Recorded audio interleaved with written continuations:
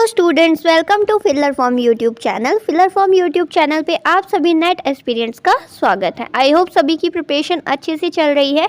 मैं लेके आती हूँ डेली 3 बजे आपके लिए यूजीसी नेट जेआरएफ जो भी 2022 पेपर 2 की तैयारी कर रहे हैं उनके लिए डेली क्लासेस। ठीक है, तो जो अभी हमारी यूनिट नंबर चल रही है 3rd, कौन सी? बिजनेस इकोनॉमिक्स, व्यावसायिक अर्थशास्त्र, जिनके हमने 3 चैप्टर्स कंप्लीट कर लिए हैं और अभी हमारा चल रहा है 4 नंबर चैप्टर जो है आपका इलास्टिसिटी ऑफ डिमांड, मांग की लोच। राइट स्टूडेंट्स, तो जो भी अभी तक जैसे मुझसे कुछ स्टूडेंट्स की क्वेरी आ रही थी कि मैम जो नोट्स हैं वो अपलोड नहीं हो रहे, तो स्टूडेंट्स आज है 7 फ़रवरी, तो आज शाम तक या कल मॉर्निंग से आपके पास जो हमारी यूनिट नंबर 3 स्टार्ट हुई है उसके सारे नोट्स आपको वेबसाइट पे अवेलेबल करवा दिए जाएंगे। ठीक है, तो आप टेंशन मत लीजिएगा।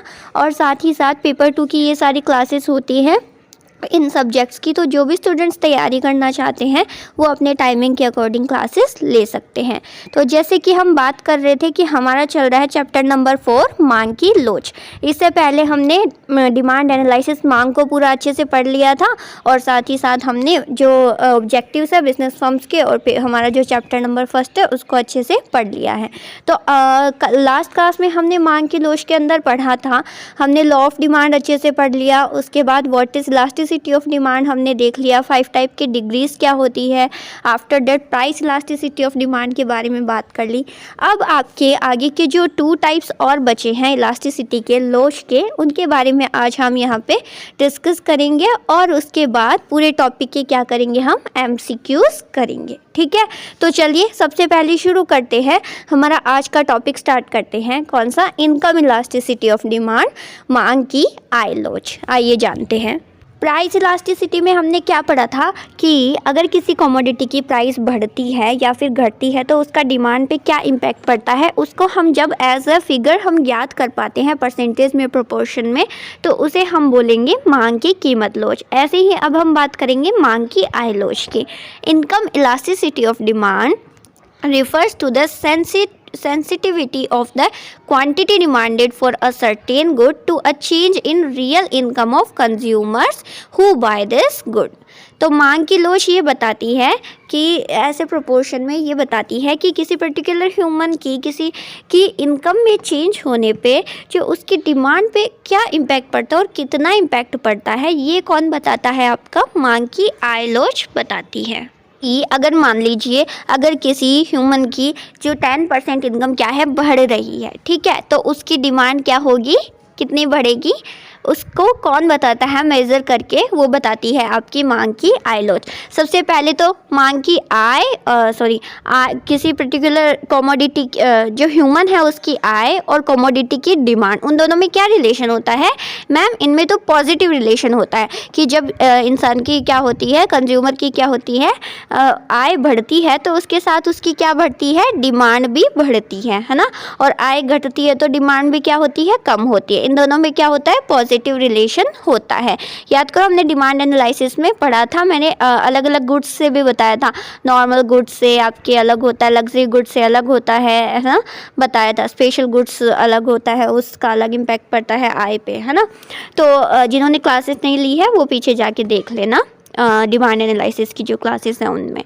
तो इनमें रिलेशन क्या होता है, पॉजिटिव रिलेशन होता है। अब ये तो हमें पता चल गया था, लेकिन मान लीजिए कि कितना चेंज आता है डिमांड में जब आपकी इनकम में क्या होती है, वृद्धि या कमी होती है तब। ठीक है, तो मान लीजिए किसी कंज्यूमर की इनकम 10% से बढ़ी है तो उसकी डिमांड भी अगर कितने परसेंटेज से बढ़ जाती है, 10% से या 8% से, मतलब डिमांड क्या हो रही है, बढ़ रही है।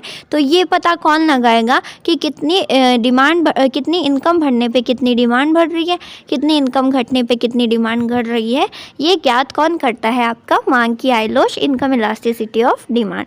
तो आइए इसका फॉर्मूला देखिए। The formula required under this method is, क्या होता है, चेंज इन क्वांटिटी डिमांडेड, मतलब कि डिमांड क्वांटिटी मांगी गई मात्रा में प्रतिशत परिवर्तन डिवाइड बाई आय में प्रतिशत परिवर्तन।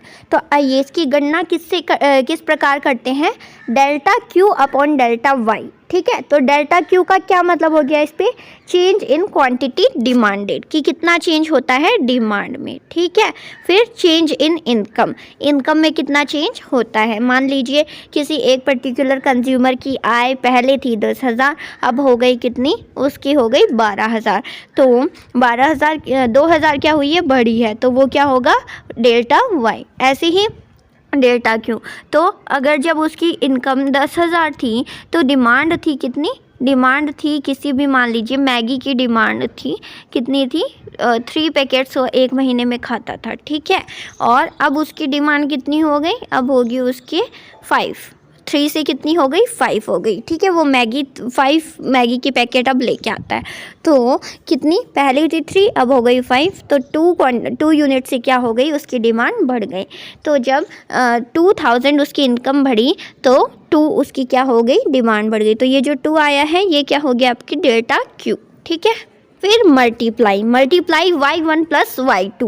अब यहाँ पे y1 क्या होती है, इनिशियल इनकम, जो 10,000 है, जो मतलब पहले थी, वो क्या है आपकी इनिशियल इनकम, वो है y1। उसके बाद में फाइनल इनकम y2 कितनी हो गई थी आपकी, 10 से 12 हो गई, तो 12,000 क्या है आपकी फाइनल इनकम y2। उसके बाद divide by Q1 plus Q2। अब Q1 में भी सेम होगा, इनिशियल क्वांटिटी डिमांड मैगी की कितनी थी, 3 पैकेट्स 3 यूनिट्स है ना, तो वो हो गया Q1 and after that Q2। तो जो 3 से 5 हो गई थी तो 5 क्या हो गई आपकी Q2 हो गए। तो आया समझ में। इस तरीके से हम क्या कर लेंगे कि एक कंज्यूमर की इनकम में वृद्धि या कमी होने से उसकी डिमांड में कितनी कमी या वृद्धि होती है उसकी हम गणना इस जो फॉर्मूले के माध्यम से इजीली हम करने पाएंगे। आया समझ में। अब आगे देखिए, मांग की जो आय लोच है वो 3 टाइप्स की हो सकती है। कौन कौन सी, एक होती है positive income elasticity of demand. अब पॉजिटिव क्या होगी, जैसे कि बात हुई कि जो डिमांड है और इनकम है उनमें क्या होता है, पॉजिटिव रिलेशन होता है। तो नॉर्मली आपकी positive income elasticity of demand रहेगी, जैसे अभी हमने एक एग्जाम्पल लिया था कि अगर इनकम बढ़ रही है तो उससे क्या हो रही है, आपकी जो गुड्स है उसकी भी क्वांटिटी भी क्या कर रही है, बढ़ रही है। यानी पॉजिटिव, ये इनकम बढ़ रही है, डिमांड बढ़ रही है, इनकम घट रही है, डिमांड घट रही है, दोनों में क्या है, पॉजिटिव रिलेशन है। तो ऐसा होता है जब कि अगर इनकम बढ़ रही है तो डिमांड भी बढ़ रही है, तो उसे हम क्या बोलते हैं, positive income elasticity of demand. Clear है। फिर negative income elasticity of demand क्या होगा, अगर आपकी इनकम बढ़ रही है तो उस चीज़ की, उस कमोडिटी की डिमांड कम हो रही है, ठीक है, और अगर इनकम घट रही है तो उसकी डिमांड कम हो रही है। ये कौन सी सिचुएशन में होता है बताओ मुझे जल्दी से। हमने देखा था ये होता है मैम, ये होता है इन्फीरियर गुड्स की सिचुएशन में। याद है मैंने कहा था कि जो बाजरा है, अगर इनकम बढ़ गई तो अब कोई कंज्यूमर क्या करेगा, बाजरे की जगह गेहूँ लेना प्रेफर करेगा। तो इनकम बढ़ रही है तो बाजरे की डिमांड क्या हो रही है, कम हो रही है, यानी कि इन्फीरियर गुड्स के साथ कैसा रिलेशन है, नेगेटिव रिलेशन है। तो किसी कमोडिटी की अगर डिमांड कम होती है इनकम बढ़ने पे, या फिर इनकम घटने में डिमांड ज़्यादा होती है, तो उसे हम बोलेंगे negative income elasticity of demand. Okay. और फिर है आपका zero income elasticity of demand. कहने का मतलब इनकम का कोई भी क्या नहीं पड़ता, इफेक्ट नहीं पड़ता है आपकी कमोडिटी की डिमांड पे। मान लीजिए कुछ टेस्ट प्रेफरेंस ऐसा है आपका कि चाहे आपकी इनकम बढ़े या ना बढ़े, लेकिन आपको तो वही चीज़ चाहिए होती है। जैसे मान लीजिए मैंने आपको एग्जाम्पल दिया था बिंगो मैड एंगल्स का, है ना, कि अगर मुझे बिंगो खाना है तो चाहे मेरी इनकम कितनी भी बढ़े मैं तो बिंगो ही खाऊंगी जब भी खाऊंगी, है ना। तो वो मेरी क्या है, उसकी डिमांड कम नहीं होगी बिंगो की, ठीक है। तो कुछ कमोडिटीज़ ऐसी होती है जिनका इनकम पे कोई इम्पैक्ट नहीं पड़ता है, तो उसे हम बोलेंगे zero income elasticity of demand. तो ये 3 टाइप से हम इनकम इलास्टिसिटी ऑफ डिमांड को देख सकते हैं, पॉजिटिव, नेगेटिव और ज़ीरो, ठीक है। आई होप क्लियर है। एंड इसके बाद अब हम बात कर लेते हैं किसके बारे में, लास्ट आपका जो टाइप बचा है वो है क्रॉस इलास्टिसिटी ऑफ डिमांड। इसमें हम किसकी बात करेंगे, सब्स्टिट्यूट गुड्स की और कॉम्प्लीमेंट्री गुड्स की। तो सब्स्टिट्यूट गुड्स की सिचुएशन में क्या होगा, देखिए पहले, the cross elasticity of demand is an economic concept. एक इकोनॉमिक कॉन्सेप्ट है दैट मेजर्स, जो मापता है the responsiveness in the quantity demanded of one good when the price for another good changes। मतलब कमोडिटी की डिमांड पे क्या impact पड़ रहा है, जो रिलेटेड गुड्स हैं, चाहे वो सब्स्टिट्यूट हो चाहे वो कॉम्प्लीमेंट्री हो, उनकी प्राइस में कितना चेंज आ रहा है उसका, राइट। तो मान लीजिए अगर टी की जो प्राइस है वो 2 रुपये से घट गई है, कम हो गई है, तो उसका कॉफ़ी पे क्या इम्पैक्ट पड़ेगा, क्या होगी, कॉफ़ी की डिमांड कम हो जाएगी। तो अगर जैसे मान लीजिए टी पहले थी 10 रुपीज़ की, अब वो हो गई 8 रुपीज़ की, ठीक है, तो 2 रुपीज़ क्या हो गई, कम हो गई, है ना। तो ऐसे ही 2 रुपीज़ के कम होने पे टी के जो आपकी कॉफ़ी की डिमांड है उस पर कितना परसेंटेज क्या हुआ है, इम्पैक्ट पड़ा है, कितना परसेंटेज कॉफ़ी की डिमांड कम हुई है, उस चीज़ को मेज़र कौन करेगा, उसको मेज़र करेगा आपकी क्रॉस इलास्टिसिटी ऑफ डिमांड। ऐसे ही अगर पेट्रोल के जो प्राइस है उनमें क्या हो रही है, बढ़ोतरी हो रही है, बढ़ रहे हैं, 2% क्या हुई, पेट्रोल की जो प्राइस है उसमें वृद्धि हुई, ठीक है, तो इससे कार की डिमांड कितने परसेंटेज क्या होगी, कम होगी, ये कौन मेज़र करेगा, ये आपका करेगा क्रॉस इलास्टिसिटी ऑफ डिमांड, क्या करेगा, मेज़र करेगा, ठीक है students. In economics the cross elasticity और डिमांड और cross price elasticity of demand measures the percentage change of the quantity demanded for a good to the percentage change in the price of another good, और ceteris paribus, ceteris paribus means इसके विपरीत, मतलब समझ गए ना, vice versa हम समझ सकते हैं सेट्रिस पेरिबस, ठीक है।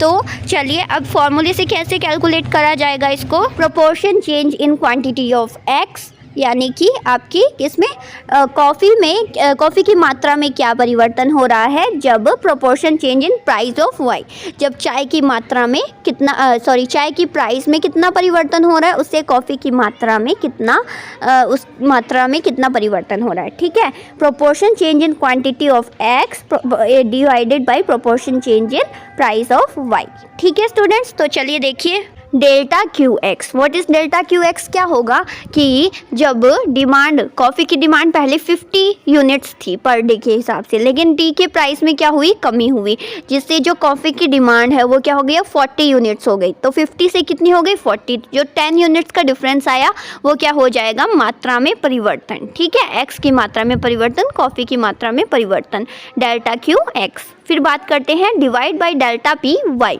अब टी की पहली प्राइस कितनी थी, 10 रुपीज़, अब कितनी हो गई, 8 रुपीज़, तो जो डिफरेंस है इनका 2 रुपीज़, वो क्या हो जाएगा, प्राइस ऑफ वाई, यानी प्राइस ऑफ चाय की प्राइस, ठीक है, तो वो 2 रुपीज़ क्या हो गई, डेल्टा पी वाई। आगे देखिए अब है मल्टीप्लाई पी वाई, तो जो आपकी टी है उसकी पहले कितनी प्राइस थी, 10 रुपीज़, तो वो क्या हो जाएगा आपका P Y, original price of good Y, ठीक है। फिर क्यू एक्स, यानी जो डिमांड आपकी पहले थी कितनी थी, 50 यूनिट्स थी, किसकी, कॉफ़ी की डिमांड थी, राइट, तो क्या हो गया वो Q x, change in quantity demanded of good x, मतलब कि जितना original quantity demanded of good x, तो क्यू एक्स क्या होगा, जो ओरिजिनल जो 50 यूनिट्स थी ना वो क्या हो जाएगी आपकी क्यू एक्स। तो इस तरीके से हम फॉर्मूले के थ्रू क्या कर सकते हैं, मेज़र कर सकते हैं कि प्राइस के घटने या बढ़ने पे रिलेटेड गुड्स की जो आपकी पर्टिकुलर कमोडिटी है उसकी डिमांड पे क्या इम्पैक्ट पड़ेगा, उसको हम क्रॉस इलास्टिसिटी के माध्यम से क्या कर सकते हैं, मेज़र करने में सक्षम होने पाएंगे, ठीक है। तो फाइनली हमारा जो चैप्टर नंबर 4 है उसके हमने अच्छे से सारे कॉन्सेप्ट्स को समझ लिया है। इलास्टिसिटी ऑफ डिमांड क्या होता है, कितने टाइप का होता है, कितनी डिग्रीज होती हैं, इनका भी इलास्टिसिटी ऑफ डिमांड क्या होता है, क्रॉस इलास्टिसिटी ऑफ डिमांड क्या होता है, राइट। तो कुल मिला के हमारे जो 4 चैप्टर्स हैं अभी तक जो हमारी यूनिट नंबर 3 है उसके कंप्लीट हो चुके हैं। तो आइए जो हमने demand analysis, elasticity of demand पढ़ा है, इसमें से बहुत क्वेश्चंस पुट अप होते हैं एग्जाम में, तो एग्जाम पॉइंट ऑफ व्यू से कुछ एक्सपेक्टेड MCQs हैं जो मैं आपके लिए लेके आई हूँ, उनको हम क्या करेंगे, सॉल्व करते हैं, ताकि इससे आपको पता चले कि आपकी प्रिपरेशन किस तरीके से हो रही है और आप कॉन्फिडेंट फील करें क्वेश्चंस को सॉल्व करने में, राइट। तो चलिए शुरू करते हैं क्वेश्चन नंबर 1 से। In the Giffen goods like बाजरा, गिफिन गुड्स क्या होते हैं समझ गए, लाइक बाजरा, a fall in its price tends to, कि जब गिफिन गुड्स की जो प्राइस हैं उनमें क्या होती है, गिरावट होती है, इनकी कीमत में गिरावट करने की प्रवृत्ति कब होती है, जब होती है गिरावट तो क्या इम्पैक्ट पड़ता है। देखिए ऑप्शंस ने का मतलब गिफिन गुड्स की प्राइस में जब कमी होती है तो रिड्यूस द डिमांड, डिमांड भी कम होती है। इंक्रीज द डिमांड, डिमांड बढ़ती है। Demand will remain constant, demand constant रहती है, या नन ऑफ द अबव। बताइए जल्दी से क्या होगा इसका right option. Option number A, reduce the demand. जब गिवन गुड्स की प्राइस कम होगी तो ये क्या हमने देखा था, ये लॉ ऑफ डिमांड का एक्सेप्शन है कि इनकी अगर प्राइस में कमी होगी तो इनकी डिमांड भी क्या हो जाएगी, कम हो जाएगी। क्योंकि अगर जो बाजरा उसकी प्राइस कम हो रही है तो आप क्या चाहोगे, जो पैसे आपके बचे हैं उनसे आप क्या खरीद लो, आप गेहूँ खरीद लो। तो आप फिर बाजरे की जगह गेहूँ व्हीट प्रेफर करोगे, जिससे जो गिवन गुड्स है बाजरा है उसकी जो डिमांड है उसमें भी कमी आ जाएगी। चलिए अब देखते हैं question number second. Which of the following pairs of commodities is an example of substitute. आपके स्थानापन्न वस्तुओं के कौन से उदाहरण हैं बताइए। Coffee and milk, diamond and cow, pen and ink, mustard oil and coconut oil. Tell me the correct answer. क्या लग रहा है कौन से हैं substitute goods. I know confuse हो रही हो पेन एंड इंक, बट मैं याद दिला दूँ पेन एंड इंक क्या है, आपकी कॉम्प्लीमेंट्री गुड्स हैं, राइट। पूरक वस्तुएं हैं, पेन और इंक दोनों को एक साथ यूज़ किया जाता है। और कॉफ़ी और मिल्क का तो कॉम्बिनेशन है, इन दोनों को भी एक साथ क्या किया जाता है, यूज़ किया जाता है। दूध के बिना कॉफ़ी नहीं बन सकती है। डायमंड एंड काऊ ये तो समझ नहीं आ रहा कैसे हो सकता है, नहीं।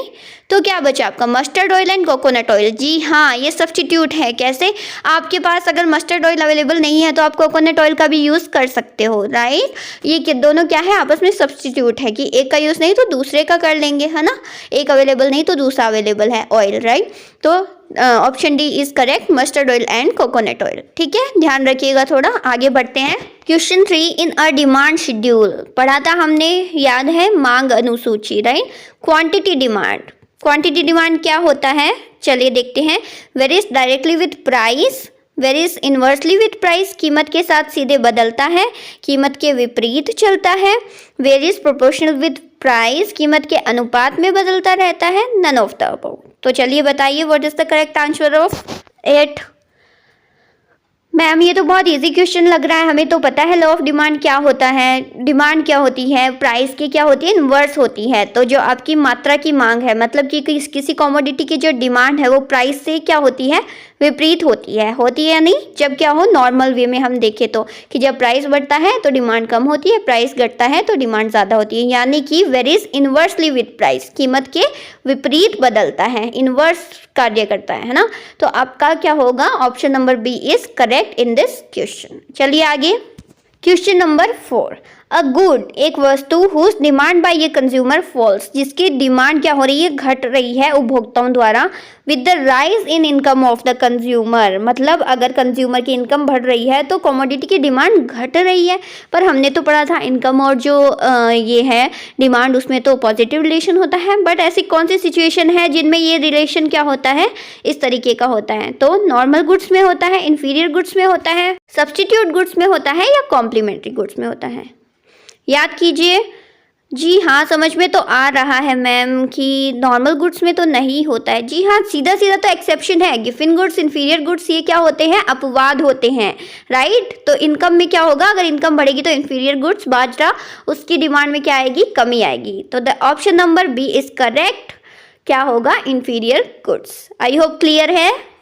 देखिए next question, which of the following does not influence the individual demand for a product. निम्नलिखित में से कौन व्यक्तिगत मांग को प्रभावित नहीं करता। व्हाट इज इंडिविजुअल मांग, इंडिविजुअल डिमांड कौन सी होती है, पर्टिकुलर कोई भी एक कंज्यूमर जो रिएक्ट करता है अपने जो मांग पे कि उसकी कितनी डिमांड है, उसको हम क्या बोलते हैं, बोलो, इंडिविजुअल मांग। तो देखिए निम्नलिखित में से कौन सी व्यक्तिगत मांग को प्रभावित नहीं करता है।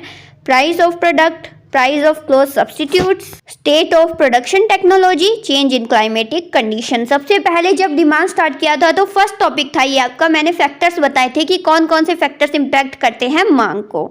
तो उनमें कौन कौन से पढ़े थे हमने, प्राइस तो होता है, फिर क्लोथ सब्स्टिट्यूट भी होता है, प्रतिस्थापन हमने पढ़ा है, फिर चेंज इन क्लाइमेटिक कंडीशंस हमने पढ़ी थी, विंटर में कुछ चीज़ की डिमांड होती है, समर में कुछ चीज़ की डिमांड होती है। बट प्रोडक्शन की टेक्नोलॉजी की, उत्पादन प्रौद्योगिकी की क्या स्थिति है, ये क्या फैक्टर इंपैक्ट करता है डिमांड को, ये हमने पढ़ा था। जी नहीं, बिल्कुल नहीं करता है इंपैक्ट मांग को। तो ऑप्शन नंबर सी क्या होगा आपका यहाँ पे करेक्ट होगा, राइट स्टूडेंट्स। आई होप सभी को अच्छे से क्लियर हो रहा है, ठीक है। आगे बढ़ते हैं, देखिए आगे, which one of these are exception of the law of demand. बहुत ईजी है, क्या अपवाद है लॉ ऑफ डिमांड के, मांग के नियम के, चलिए बताइए। डेमोन्स्ट्रेशन इफेक्ट गुड्स, प्रदर्शन प्रभाव माल, given goods, future scarcity of goods, भविष्य में माल की कमी, ऑल ऑफ द अबव। ठीक है, बताइए मैम। ये तो सारे ही अपवाद नजर आ रहे हैं कि अगर कोई दिखावा करना चाहता है तो उसके लिए उसकी प्राइस मैटर नहीं करती है, राइट। गिवन गुड्स हमने पढ़ाई है। After that future scarcity of goods, अगर कोई ये मान ले कि फ्यूचर में प्राइस बढ़ जाएंगे तो अभी क्या होगी, उसकी डिमांड बढ़ जाएगी अगर प्राइस बढ़ा हुआ हो तो भी। तो इस सिचुएशन में लॉ ऑफ डिमांड क्या होगा, लागू नहीं होगा। तो ये क्या हो गया, अपवाद, लॉ ऑफ डिमांड। प्राइस बढ़ती है, डिमांड घटती है, प्राइस घटती है, डिमांड बढ़ती है, राइट। तो ये तीनों अपवाद हैं, ध्यान में रखिएगा इनको, ये तीनों ही क्या है, करेक्ट है। इसमें all of the above is correct answer. आगे बढ़ते हैं, here the question number 7, reason for change in demand, कि चेंज जो डिमांड है वो इंक्रीज या डिक्रीज क्यों होती है, what is the reason behind it. तो change income of consumer, change in population, change in fashion and customs, all of the above. क्या क्या रीजंस है, ये भी हमने अच्छे से टॉपिक क्लियर किया है, तो जल्दी से मुझे बता दीजिए आंसर इसका। बिल्कुल, तीनों के तीनों क्या है, फैक्टर्स हैं जो जिनकी वजह से क्या होता है, डिमांड में इंक्रीज या डिक्रीज होता है, राइट। इनकम की वजह से होता है, पॉपुलेशन कितनी है उस पर, उसका भी इम्पैक्ट पड़ता है डिमांड पे, राइट। मैंने एग्जांपल से समझाया था कि मॉल आप कहीं पे टाउन में खोल दोगे तो वो क्या चलेगा, वहाँ पे डिमांड होगी नहीं। वही अगर मेट्रोपोलियन सिटी में होगा तो उसकी कितनी डिमांड रहेगी, मॉल की जो थिंग्स है उनकी, right. And after that fashion and customs, मैंने एग्जांपल दिया था हेडफोन का, ब्लूटूथ से कनेक्ट होने वाले हेडफोन आ गए, वायरलेस हेडफोन्स, राइट। तो ये सारे क्या है आपके, all of the above is correct for increase और डिक्रीज इन डिमांड। ये रीजन सारे के सारे क्या है, करेक्ट है। तो option number D is correct for this answer. आगे बढ़िए, नेक्स्ट क्वेश्चन है आपका क्वेश्चन नंबर 8। क्या कहता है, demand for a commodity depends on the relative price of it. किसी वस्तु की मांग उसकी सापेक्ष कीमत पर निर्भर करती है। तो किसी वस्तु की मांग किसके जो कीमत पर है निर्भर करती है, इनमें से सब्स्टिट्यूट गुड्स की, अब नॉर्मल गुड्स की या इन्फीरियर गुड्स की। मैम इन्फीरियर और अबनॉर्मल का तो कोई सीन ही नहीं है यहाँ पे, सीधा सा दिखता है सब्स्टिट्यूट गुड्स, क्योंकि वो क्या होते हैं, हमारे रिलेटेड गुड्स होते हैं कमोडिटी के, कि अगर सब्स्टिट्यूट गुड्स हैं उनकी प्राइस डिफरेंट होगी, घटेगी या बढ़ेगी, तो हमारी जो कमोडिटी है उसकी डिमांड पे क्या होगा, इम्पैक्ट, सीधा इम्पैक्ट होगा, राइट। तो option number A substitute goods is correct answer. Okay, now see the question number 9। क्या है, एक सामान्य वस्तु के लिए डिमांड कर्व क्या होगा, demand curve for a normal good, normal good के लिए डिमांड कर्व कैसा होगा। तो क्या बोल रहे हैं इसमें, graphical presentation of law of demand, ठीक है। स्लोप मांग का नियम की चित्र में प्रस्तुति, graphical presentation. And slopes downward, कि क्या होता है, ढलान, मतलब नीचे की तरफ होता है, स्लोप्स डाउनवर्ड होता है, राइट। ये हमने अच्छे से पढ़ा था, इसके रीजंस भी पढ़े थे कि डाउनवर्ड क्यों होता है। चलिए आगे देखें, explain the relation between price and demand. Demand curve ऐसा करता है कि प्राइस और डिमांड में क्या बताता है, relation, all of the above. तो चलिए मुझे बताइए आंसर जल्दी से। जी डियर पीपल्स, ये जो तीनों के तीनों हैं आपके, क्या है, एक डिमांड कर्व को रिप्रेजेंट करते हैं, कि डिमांड कर्व इन तीनों को रिप्रेजेंट करता है। Graphical presentation of law of demand करता है कि नहीं करता, करता है। स्लोप्स डाउनवर्ड होता है, very good. Explain the relation between price and demand, price और डिमांड में क्या बताता है, रिलेशन बताता है। So there is option number D, all of the above is correct, right. Now see the last question of this class, question number 10। For inferior commodities income effective क्या होता है, बताओ। अभी हमने थोड़ी देर पहले शायद डिस्कस किया था कि जो आपके इन्फीरियर कमोडिटीज़ हैं उनके लिए इनकम इफेक्ट कैसा होता है। मैम अभी हमने पढ़ा था, जब इनकम बढ़ती है तो इन गुड्स की डिमांड क्या होती है, कम होती है। इनकम घटती है तो इन गुड्स की डिमांड ज़्यादा होती है। कहने का मतलब कैसा रिलेशन हुआ, बोलो। रिलेशन होगा नेगेटिव रिलेशन, ठीक है। एक बढ़ रहा है दूसरा घट रहा है, एक घट रहा है दूसरा बढ़ रहा है, राइट। तो here the option number B, negative is correct answer. I hope 10 के 10 क्वेश्चंस एमसीक्यूज आपको अच्छे से समझ में आए हैं, पूरा कॉन्सेप्ट अच्छे से क्लियर हुआ है।